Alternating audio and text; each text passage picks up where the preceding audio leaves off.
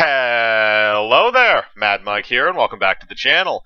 And today we're going to do another entry in the Movie Spotlight series. And even though this movie is somewhat well known, especially among horror people, I always think it's the Universal monster movie that kind of always gets left behind. And it's actually my favorite one out of the Universal monster movies, and I'm probably going to get shit for that. But The Creature from the Black Lagoon from 1954. And, I get so used to actually having to specify dates when it comes to talking about Universal monster movies because of all the reboots, but The Creature from the Black Lagoon never really had any kind of a reboot or a remake. The only times he ever shows up is actually, ironically, in the last movie Spotlight I did for Monster Squad. They actually have a Creature from the Black Lagoon, or like a fish man stand-in. It looks a bit more like a fish as opposed to a dude in a fish costume. But I guess that concept, I guess, just aged hokily, and they kind of just forgot about it. But I really do enjoy this film, and it stands out to me from the aspect of a lot of other Universal monster movies in that it takes place in a very sunny, a very brightly lit place for a lot of the time. There are night scenes and stuff like that, but when you think about Dracula and Frankenstein and the Wolfman, a lot of it takes place at night. It takes place in darkness. They use shadow to hide certain things. In this, they really can't do that. Instead, they had to make a costume for, at the time, which would have been very convincing as an actual living thing that could exist. They couldn't hide a lot of it because a lot of it was going to be in hard lighting, and they knew that. And that suit, for that time period, looks fucking amazing. Especially, they do this actual close-up scene of it when they have it they have it like captured in this little pit on their ship, but it's like underwater. It's like a cage that's kind of like a shark cage kind of looking thing with bamboo. And basically, they have it under there, and you see it poke its head out, and its mouth actually opens and closes, kind of like what you would see with a fish that's going into air. Something with gills that would be trying to take in air from the outside. And the other thing is the fact that it has them in this place that they can't escape. It's not like, in Frankenstein, you can escape in a lot of scenarios. It's a town. You can just run out into the field. A lot of people just ran away from Frankenstein. Dracula's a bit trickier, and so is the Wolfman. But in this case, the main way in and out in order to get to this place is the water. You can't really travel through the jungle. It's too dangerous. So you now have that added kind of thing where now they have a place where they're trapped. It's a finite place, and they know that they're kind of stuck there, and they're mainly stuck on the boat and a little bit on the shoreline too. They do go over there at certain points. But I like that. I like kind of the I don't want to say Indiana Jones-ish because this was a lot of well in the ways, but I do like the idea of like finding this. They find this fossil that they then track down to this. I think Amazon jungle is where they are. And they have to find out where they find the riverbed where it came from, and they keep trying to find this creature, and then eventually they find an actual living one. They think they're going to find a skeleton of it, and they actually find one that's alive. I like that aspect of it, where it's not the monster is coming to you, it's you are in search of the monster, sort of, yes and no. Whereas, again, in the Wolfman, it's more, he's just cursed and stuff like that. In Dracula, obviously Dracula is a monster who's going out and finding people to feed on. And then, Frankenstein is just kind of lumbering around and just meets who he meets. He's not really going after anybody, at least not in the James Whale's version. But, it has a bit more of a different type of a structure than a lot of the other ones did. And I like that about it.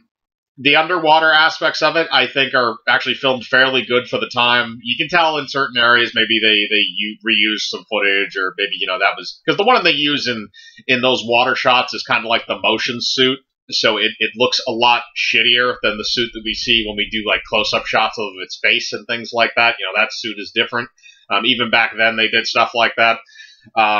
So the underwater suit does look a little bit hokey, and it definitely does look like, a dude in a scuba costume, when it's under the water and moving around like that. You can very clearly tell that the feet are flippers. But like I said, it's really great special effects for the time period.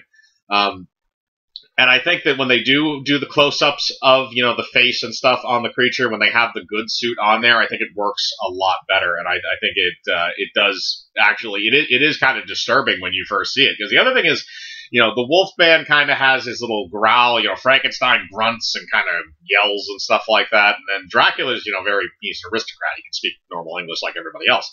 But this creature says nothing.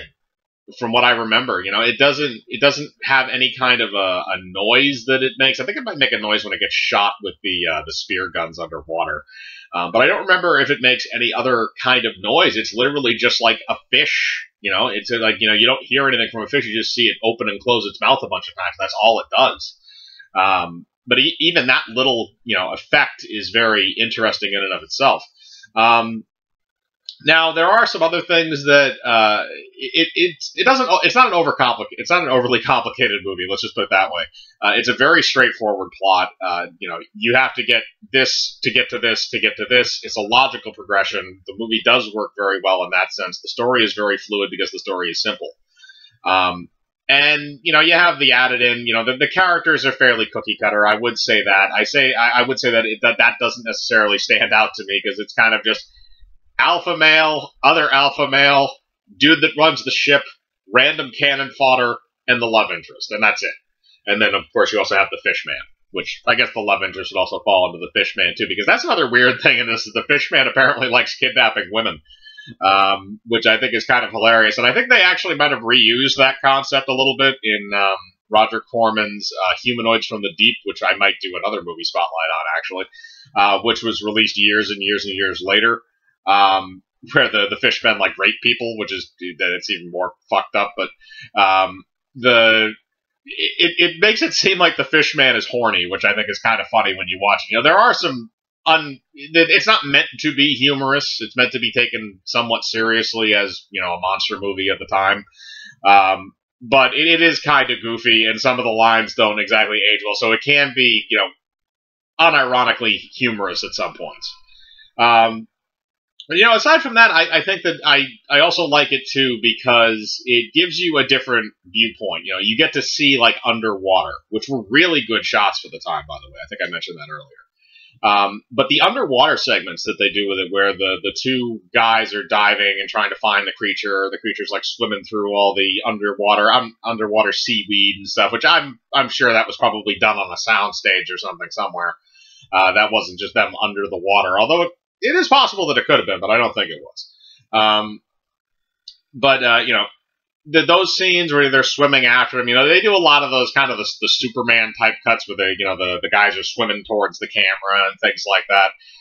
But they don't really reuse them as much as maybe Superman 4 reused that shot, or that type of shot. But I like the interactions with that. The fights and stuff that they have are pretty good. The Fishman is supposed to be a bit stronger than people, so it can do various other things. I also find it kind of strange that the Fishman simply just strangles people to death. Again, it's kind of like the Wolfman, too, when they had that kind of a weird thing. And again, that was 10 years before this, and I guess they never fixed that. But, the Fishman mostly kills people by strangling them to death. Although there is one guy where I'm pretty sure he Jasons his head, and we just don't see it on screen. Like, he pops his head like a zit.